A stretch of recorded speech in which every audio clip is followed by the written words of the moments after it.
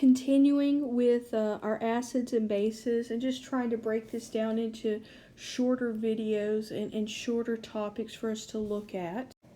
I want to start off with, we're using the word hydronium ion a lot. And so on Fat Daddy, what I would like for you to do is I would like for you to write down what hydronium ion means. And so your hydronium ion is this right there. It's that H3O with a +1 charge. So make sure you write down that H3O plus is hydronium ion. That's important to know. Okay, so again, right here we've got that H3O with a +1 charge. That's hydronium ion. Sometimes it will be abbreviated and it'll be written as H plus aqueous. They both mean the same thing. I will typically write it as H3O plus. Now a neutralization reaction is a reaction where we have an acid plus a base will make salt and water. So the example that we're going to show you here, we're going to have NaOH plus HCl. Okay. Now I want you to watch this right here. Now we know that this right here is my acid because it begins with H, and we know that this is my base because it has OH. And so that H and that OH is what comes together to make my H2O. And that's why I always have with an acid plus a base mix salt and water. That's where the water comes from. Now what's left over is what makes my salt. Now you'll notice that my Na was first in this equation, so it's going to be first. That's my positive. My chlorine is my negative. I am going to have to go back. I am going to have to check the charges. Sodium has a +1. Chlorine has a -1. Crisscross. I get my answer. Let's look at one more example. Okay.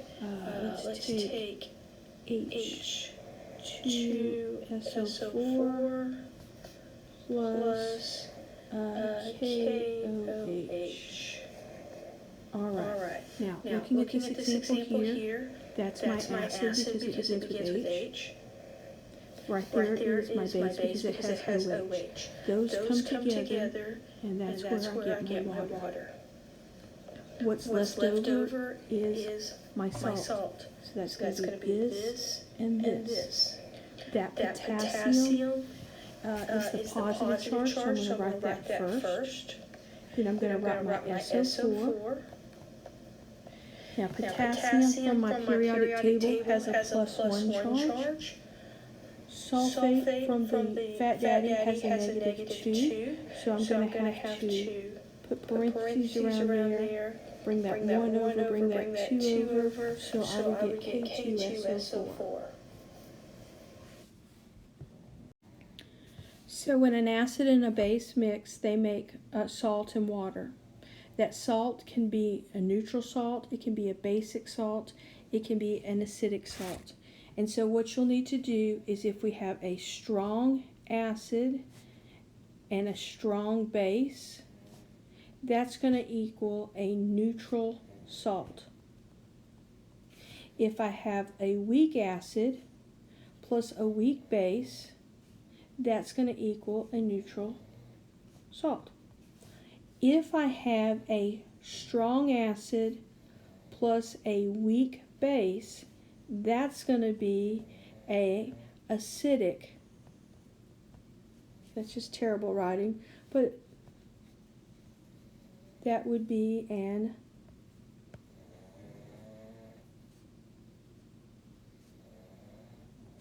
acidic salt. If I was to have a weak acid plus a strong base, then that one is going to be a basic salt. And you'll need to know that in order to do some of your homework. So here we have the pH scale. It goes from 0 to 14. 7 is neutral, less than 7 is acidic, greater than 7 is basic. The closer to the 7, the weaker the acid or base. So a 6 is a very weak acid, a 1 is a very strong acid. An 8 is a very weak base, a 13 would be a very strong base. Now the pH scale is based on powers of 10. So if we were to compare the pH of a 2 to a pH of 5. Okay, now which one would be more acidic?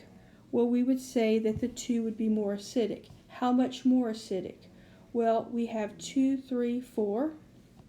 So what we would do is we have to look at this as based on powers of 10. And we multiply that out. And so a 2 is 1,000 times more acidic than a 5. Additionally, if you're wondering what pH stands for, it's from the French word pouvoir hydrogène, which means hydrogen power. And then this is just going back over another example that a change in pH is based on the powers of 10.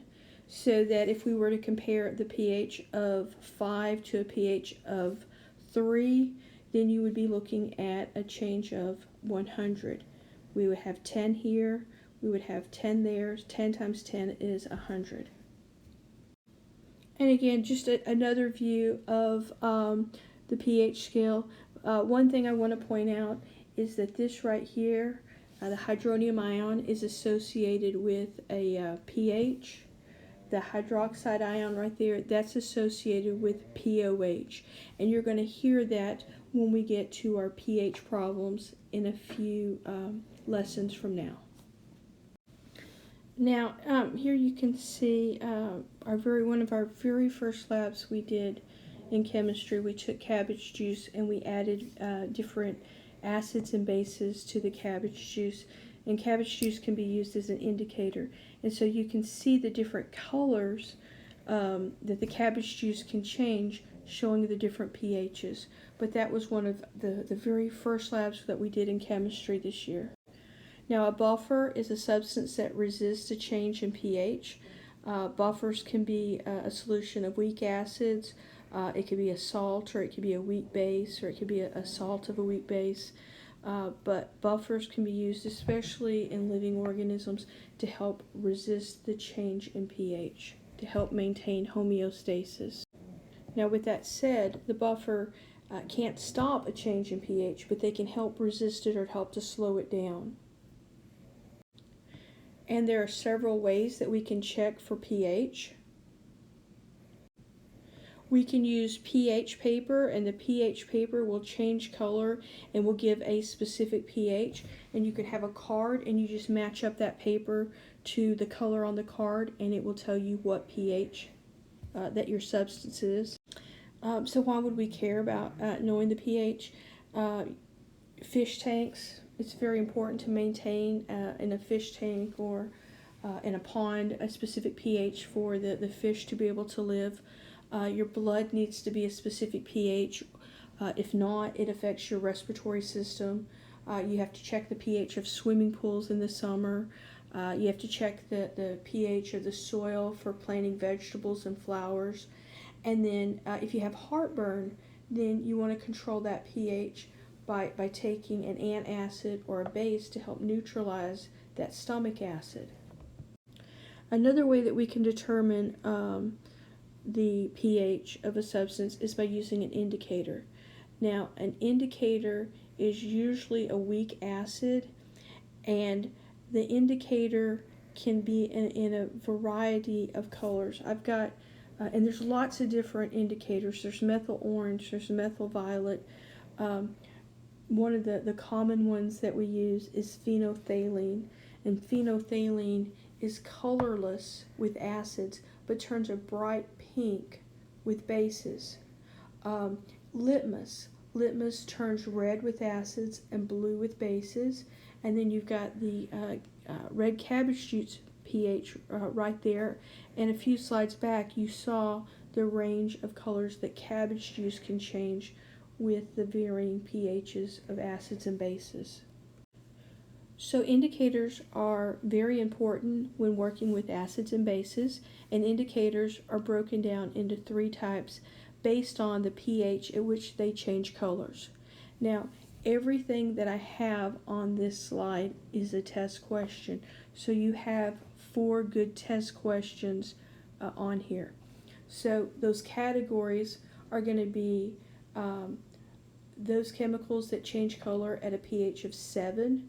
Now, these indicators are going to be good when you're working with a strong acid and you're dealing with a base.